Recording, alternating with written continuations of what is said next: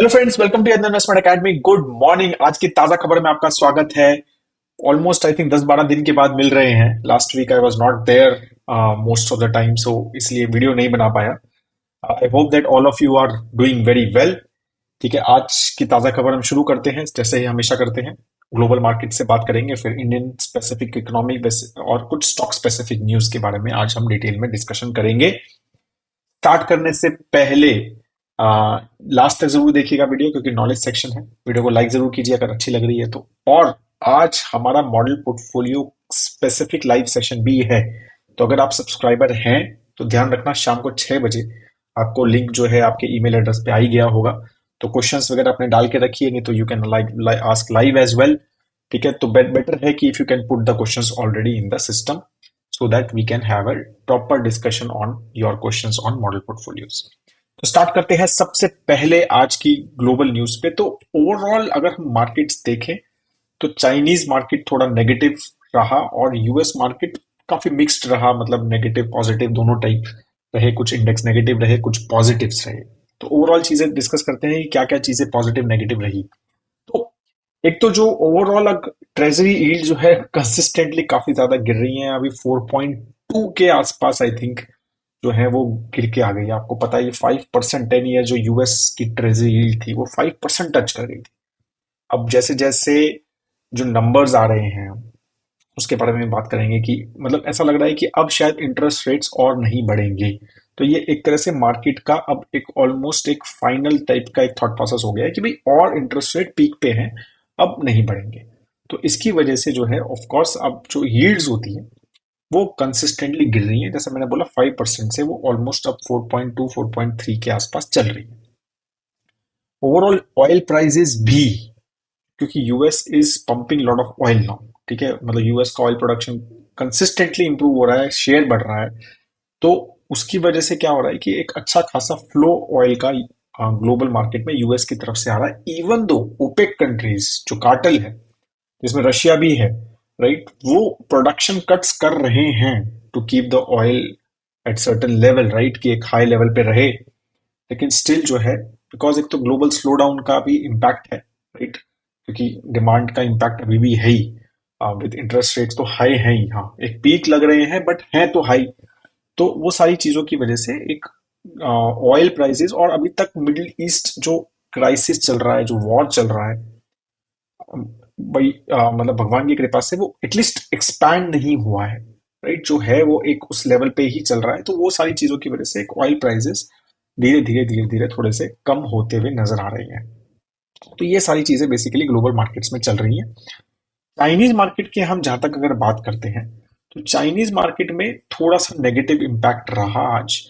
अम, क्योंकि वहां का इंडेक्स भी अगर हम बात करें तो ऑलमोस्ट 1.9% कम था। इवन जो हांगकांग का हैंगसेंग इंडेक्स है वो भी काफी गिरा, राइट। और तो वहां पर मेजरली कुछ मूडीज का जो एक इन्वेस्टर सर्विसेज उनका एक डिवीजन है, तो उन्होंने उनका आउटलुक जो है कंट्री का क्रेडिट रेटिंग का वो नेगेटिव कर दिया है। और उन्होंने कहा है कि there is a structural issue एक प्रॉपर्टी सेक्टर में जो है, एक क्लियरली इश्यूज हैं चाइना के, एंड दैट्स व्हाई ओवरऑल हमने उनका इकोनॉमिक आउटलुक स्टेबल से लेके नेगेटिव कर दिया है।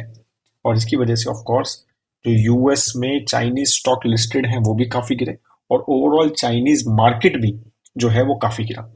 ये सारी चीजें थोड़ी सी नेगेटिव चल रही हैं। अब इसमें बहुत सारे मिक्स नंबर। सी चाइना का सबसे बड़ा इशू क्या है, बिकॉज ऑफ एक तो लैंग्वेज बैरियर भी कह सकते हैं, और overall as a very closed economy types, right, close मतलब as a information close economy है, राइट। तो उनका एग्जैक्टली हो क्या रहा है, इश्यूज क्या है, वो थोड़ा टाइम लगता है पता करने में।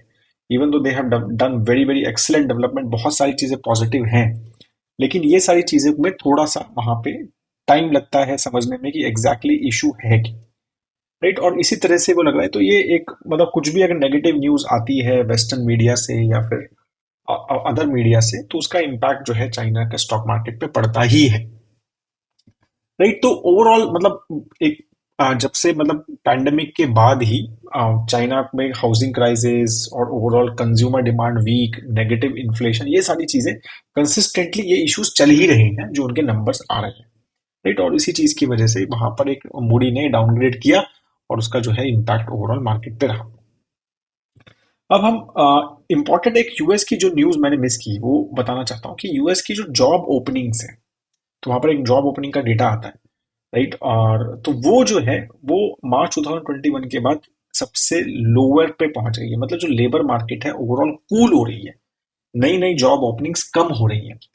तो ओवरऑल अगेन ये भी एक फैक्टर है, जैसे मैंने बताया इन्फ्लेशन भी कम हो रहा है, राइट। और ओवरऑल ये सारे जो फैक्टर्स हैं, इकोनॉमी कूल डाउन के फैक्टर्स हैं, तो उससे ये पता चल रहा है कि इसीलिए वो जो ओवरऑल ट्रेजरी यील्ड की जो बात हो रही थी ना, वो कम हो रहा है, वो इसी वजह से हो रहा है कि ऐसा लग रहा है कि हाँ यार, अभी इकोनॉमी भी कूल डाउन हो रही है, मतलब इकोनॉमी जो पहले फास्ट ग्रो कर रही थी एक्सपेक्टेशन से ज्यादा, वो भी कूल डाउन हो रही है। इन्फ्लेशन भी थोड़ा सा एक कंट्रोल में आ रहा है विद हायर इंटरेस्ट रेट्स। तो इसका मतलब इंटरेस्ट रेट्स एक पीक पे पहुंच गया है, अब होपफुली इंटरेस्ट रेट कट्स जो है वो नियर बाय हैं, और दैट्स व्हाई जो है ओवरऑल ट्रेजरी यील्ड जो है वो गिर रही है। तो ये सारी चीजें बेसिकली एक्सपेक्टेड मार्केट एक्सपेक्ट कर रहा है। ठीक है, और इस तरह से ऑफ कोर्स अब ये इसका इम्पैक्ट कितना रहेगा नेगेटिवली, इकोनॉमिक स्लो डाउन कितना लंबा चलेगा, राइट। तो उसकी वजह से मार्केट थोड़ी कॉशियस भी है, तो ऐसा नहीं है कि वो बहुत ही पॉजिटिवली या बहुत खुश होकर रिएक्ट कर रही है उसको। तो उनको भी पता है कि भाई ये अब स्लो डाउन अगर आ गया है, ये सेट हो गया है, तो हो सकता है ये कम थोड़ा लंबा टाइम तक रहे, and it can again have a negative impact on the overall economy. ठीक है, तो ये सारी चीजें बेसिकली हमें समझनी है। इंडिया के बारे में बात करें तो इंडिया की सर्विस पीएमआई के नंबर्स आए तो वो 56.9 आए। अब नंबर देख के तो ऐसा लगता है वाह बहुत अच्छा है, लेकिन एक्चुअली ये जो नंबर है ये 1 ईयर लो पे है, क्योंकि उससे पहले जो सर्विस पीएमआई मतलब एक प्रोजेक्ट मैनेजर का डेटा आता है, जो पीएमआई इंस्टीट्यूट है वो बताता है कि भाई प्रोजेक्ट मैनेजर्स अलग अलग वो किस तरह से पॉजिटिव हैं, अलग अलग उस पर फैक्टर्स पे बताते हैं कि how the last month was, right. तो नवंबर का जो डेटा आया है वो 56.9 है, मतलब 50 से ऊपर मतलब एक्सपेंशन है ओवरऑल इकोनॉमी की और उस सेक्टर की, और अगर 50 से नीचे तो कॉन्ट्रैक्शन है। तो 50 से काफी ऊपर है 56.9, but again because Indian economy और इंडियन एक अच्छा कर ही रहे हैं, तो ओवरऑल एक 1 ईयर लो पे है एक्चुअली अगर हम देखें तो ओवरऑल प्राइवेट सेक्टर में काफी ऑप्टिमिज्म है, finance and insurance overall sector were doing better, मतलब बेस्ड ऑन दिस। और क्या कहते हैं, रियल एस्टेट और बिजनेस सर्विसेज जो है वो थोड़ा स्लो रहा, जो ओवरऑल सर्विस सेक्टर का पीएमआई बेसिकली इसके बारे में बात हो रही है यहाँ पे। एफडीआई का जो इनफ्लो है वो भी जो है वो थोड़ा स्लो चल रहा है, 16% गिरा अगर हम H1 की बात करें, राइट। और तो ये सारी चीजें ये मतलब राज्यसभा में डिस्कशन हो रहा था उसके ऊपर, जब उसके बेसिस पे I got the news, economic times में आया था ये न्यूज। तो बेसिकली ऑब्वियसली अब इसका impact definitely global slow down ही सबसे बड़ा इम्पैक्ट है, और यूक्रेन एंड रशिया का वॉर जो है, I think these are the few impact because of जो है एफडीआई का ओवरऑल इनफ्लो ओवरऑल ग्लोब में कम हुआ है, ऐसा नहीं है सिर्फ इंडिया में कम हुआ है, तो we need to understand on those factors as well, right. Government ने और ये भी बोला कि भाई हम एक प्राइम मिनिस्टर गति शक्ति मास्टर प्लान है, आपको पता है कि राइट ओवरऑल हमारा लॉजिस्टिकल जो चीजें हैं, राइट, उसमें काफी सारी चीजें ये गति शक्ति पे फोकस किया गया है। इसमें पूरा काफी सारी मिनिस्ट्रीज इंफ्रास्ट्रक्चर गैप्स को फुलफिल करने के लिए एक साथ बैठती हैं और डिस्कशन करती हैं। तो उसमें 8 टेक्सटाइल पार्क्स और 129 फार्मा क्लस्टर्स जो है वो मैप गवर्नमेंट ने किए हैं, राइट। और to set up and these parks and create more manufacturing specifically infrastructure projects specifically to these things, तो दीज आर द थिंग्स। तो मतलब बेसिकली गवर्नमेंट का फोकस कहाँ है, ये सारी चीजें हम बताने की कोशिश कर रही हैं। टेक्सटाइल पार्क्स कर रहे हैं तो टेक्सटाइल पे फोकस है, राइट, बिकॉज एक एक्सपोर्ट ओरिएंटेड सेक्टर और फार्मा भी एक बहुत ही एक्सपोर्ट ओरिएंटेड, तो दोनों एक एक्सपोर्ट ओरिएंटेड सेक्टर्स हैं, राइट। उसके बेसिस पे गवर्नमेंट जो है वो एक थोड़ा सा उस फैक्टर्स पर्सपेक्टिव से इसमें गति शक्ति प्लान में उसको इंक्लूड करने का बात कर रही है। S&P ग्लोबल ने जो एक बहुत बड़ी रेटिंग एजेंसी है, दे सेड कि India will become a third largest economy bye 2030। कुछ कुछ एजेंसी 2028 बोल रही है, 29 30, तो इस तरह से चल रहा है। बट फैक्टर्स क्या है वो थोड़े समझने जरूरी है कि क्या अच्छी बातें बोल रहे हैं उसमें। तो उन्होंने कहा है कि भाई एक तो इंडिया जो है since transforming from service oriented to manufacturing dominating, तो डेफिनेटली लॉजिस्टिकल फ्रेमवर्क स्ट्रांग बहुत जरूरी है। तो एक फैक्टर उन्होंने ये बोला कि भाई लॉजिस्टिक्स इंडिया में और मतलब ओवरऑल जो इंफ्रास्ट्रक्चर है, रोड और रेलवे और ट्रांसपोर्ट इंफ्रास्ट्रक्चर, वो बहुत जबरदस्त चाहिए, राइट। और हमने गति शक्ति की जो बात की वो एक उसमें एक पार्ट है। तो और सेकंड उन्होंने जो कहा कि भाई अपस्किलिंग ऑफ वर्कर्स, राइट, तो लेबर मार्केट का जो पोटेंशियल है वो इम्प्रूव करना है, तो हमें अपस्किल करना है अपने लेबर मार्केट को, लेबर्स को, तो वो भी एक सेकंड फैक्टर रहेगा कि इंडिया उतना अच्छा ग्रो करे। They also talked about India के डिजिटल मार्केट, जो उन्होंने कहा कि भाई स्टार्टअप इकोसिस्टम नेक्स्ट डेकेड में इंडिया का बहुत जबरदस्त हो सकता है because of the very very good digital infrastructure which government has created for the economy. तो ये सारी चीजें उन्होंने फैक्टर बोली, तो उन्होंने कहा 2030 तक जो है वो ये चीज, इंडिया जो है थर्ड लार्जेस्ट इकोनॉमी वर्ल्ड की हो जानी चाहिए। ठीक है, तो इस तरह से ओवरऑल चीजें थॉट प्रोसेस है। तो world first will be US, second China and third will be India. तो जापान को हम ओवरटेक कर लेंगे। ठीक है, अब हम कुछ अगर स्टॉक स्पेसिफिक न्यूज के बारे में बात करें तो काफी ज्यादा डिस्कशन हो रहा था, आई एम श्योर आपने भी सुना होगा। लास्ट एक महीना तक, आई थिंक एक महीने से ज्यादा नहीं हुआ, बट एक महीना पहले तक ये डिस्कशन हो रहा था कि ट्रेडिंग आवर्स को बढ़ाया जाएगा। और गव मतलब शायद एनएससी ने डेडलाइन भी दी थी कि भाई 31 मार्च तक हम ये करना चाहते हैं कि ट्रेडिंग आवर्स बढ़ाएंगे, right, so that derivative trading ज्यादा हो, वॉल्यूम बढ़े, और ये सारी चीजें उन्होंने काफी सारे उस चीज के लॉजिक्स दिए थे, राइट। तो वो हमारा प्रॉफिटेबिलिटी भी बढ़ेगा, ये सारी चीजों पर कहा था। लेकिन it seems now that whole proposal is not back burner, it seems like that as per the report from Business Standard. तो उन्होंने कहा मतलब कि it seems the regulator was not very excited with that proposal of NSC and that's why वो थोड़ा सा cold storage में चला गया। तो we should know about it. Royal Enfield जो है प्री ओन्ड बाइक बिजनेस में उन्होंने री ओन करके, बहुत अच्छा इंटरेस्टिंग नाम लगा मुझे, re own, pre owned bike business initiative उन्होंने कहा, मतलब लॉन्च किया है। इसमें customers can buy, sell, exchange and upgrade their motorcycle, right. और बिकॉज एनफील्ड जो है एक कलेक्टर की तरह यूज किया जाता है, आपको पता ही है, मतलब एक कल्ट टाइप है अगर हम देखें रॉयल एनफील्ड का, बुलेट का, राइट। तो काफी ज्यादा उसमें प्री ओन्ड और एक्सचेंज बाय सेल होता है इन दीज। और काफी मतलब कई फ्रेंड्स मेरे ऐसे हैं कि they actually prefer older Enfields, right. तो वो सारी चीजों के ऊपर देखते हुए इन्होंने they said कि these re-owned outlets we are basically working on, which Delhi, Mumbai, Kolkata, Bangalore and Chennai में they are going to launch। Real estate sector तो अच्छा कर ही रहा है, आई एम श्योर आप देख ही रहे हैं स्टॉक मार्केट, काफी स्टॉक्स हमारे रियल एस्टेट के सेक्टर बहुत अच्छा कर रहे हैं, लास्ट फ्यू मंथ्स में बहुत जबरदस्त परफॉर्मेंस दिया है। तो उसी से एक न्यूज है कि एक पैंटोनी करके एक काफी बड़ा रियल एस्टेट जाइंट है, specially there presence is in Europe. तो they are planning to invest almost 100 million euros in India and तो they have also acquired 18 acres of land. ठीक है, तो इसमें मतलब कुछ ऑलमोस्ट 700,000 स्क्वायर फीट का they are planning to make a projects. ठीक है, और उन्होंने कहा है कि हम बैंगलोर, पुणे, चेन्नई एंड दिल्ली, ये 4 सिटीज में बेसिकली फोकस करने वाले हैं to develop the various type of real estates in India. ये तो काफी इंटरेस्टिंग है, राइट, बिकॉज मतलब ये आपको समझ, ये चीजें मैं बता के इसलिए रहा हूँ कि आपको समझना है कि काफी सारे global players, right? काफी सारे players are interested in India, right? Indian economy is growing and that's why so many things are happening. बाकी कल अगर आपने मार्केट देखी हो तो शायद ऑलरेडी पता ही होगा वैसे तो, लेकिन just because we should know about it कि क्या हुआ। तो 20% काफी सारे अदानी के स्टॉक्स 20% कल बढ़े, राइट। एंड तो आई एम श्योर आपने देखा होगा कि अदानी ग्रीन 20% पे था, Adani energy solution which was Adani power पहले वो भी 20%, Adani total gas was almost again 20%, right. Adani enterprise 17%, Adani ports 15% बढ़ा।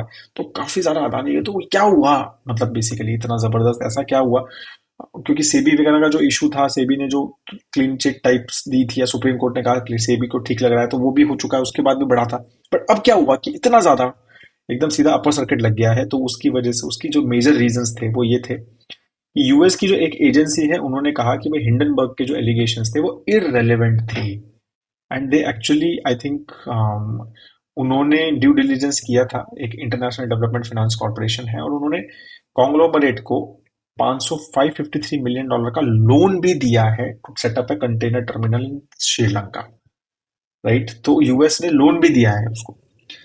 तो ये इंटरेस्टिंग है। तो इसकी वजह से मार्केट को लगा कि भाई अब यूएस, मतलब इंडियन सुप्रीम कोर्ट ने भी बोल दिया, सेबी ने भी बोल दिया, अब यूएस की एजेंसीज भी बोल रही हैं कि भाई ये सब जो था हमने अपना डिलिजेंस किया है, there was nothing like that, that was a big big stamp I think for the market and that's why this whole thing increased. अब ये सारी चीजों में सबसे ज्यादा गेन किसका हुआ? सबसे ज्यादा गेन हुआ जी क्यू जी पार्टनर्स। ठीक है, आपको पता है उन्होंने इन्वेस्ट किया था मार्च में, ठीक है, और तो काफी मतलब अच्छा खासा उन्होंने स्टेक लिया था, और ऐसा बोला जा रहा है कि उनके जो रिटर्न्स हैं अलग अलग कंपनीज में उन्होंने, अदानी एंटरप्राइज पोर्ट्स में, ग्रीन एनर्जी में, अंबुजा में, अदानी पावर में, सब में कुछ कुछ कुछ कुछ 2-2%, 3%, 4% स्टेक लिया था। ऑन द मार्च 2022 में I think they started, right? और या 2023 में, 2023 में, राइट? हाँ, फरवरी में हुआ ना अदानी हिंडनबर्ग का, तो यस 2023 में। और तो दे स्टार्टेड इन्वेस्टिंग लगातार, एंड दे आर मतलब दे आर मतलब as per various estimates they are sitting on 84% returns now in just like less than a year. तो यू कैन इमेजिन। ठीक है, तो that's what I am saying, right? कि काफी सारे institutional investor जब किसी कंपनी में इन्वेस्ट करते हैं, तो मतलब आई एम नॉट सेइंग कि they have done it, taken good decision और बैड डिसीजन, मतलब ये एक सेपरेटली डिसीजन है। मैं वैसे बता रहा हूँ आपको कि एज अ रिटेल इन्वेस्टर ये काफी बड़ा एक स्टैम्प होता है कि यार मतलब काफी बड़े बड़े जो ये इंस्टीट्यूशन इन्वेस्टर्स होते हैं एक अच्छे लेवल पे अपना एक ड्यू डिलिजेंस करते हैं, and then only they take lot of decisions. तो इसलिए एक गवर्नेंस का अच्छा फैक्टर माना जाता है ये। ठीक है। बजाज ग्रुप से मतलब एक न्यूज थी कि they now have cross 10 lakh crore rupees market cap, overall Bajaj group. ठीक है। And they will be now fifth Indian conglomerate to do it. कौन कौन से हैं? और तो डेफिनेटली टाटा ग्रुप, मुकेश अंबानी जी का HDFC, Adani.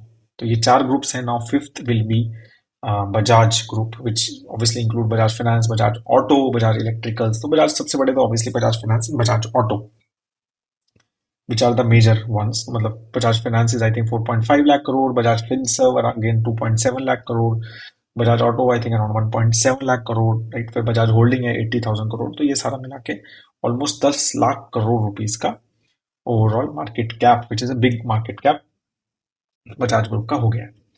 So this is all on the news side. ठीक है, अब हम बात करते हैं नॉलेज सेक्शन की आज की।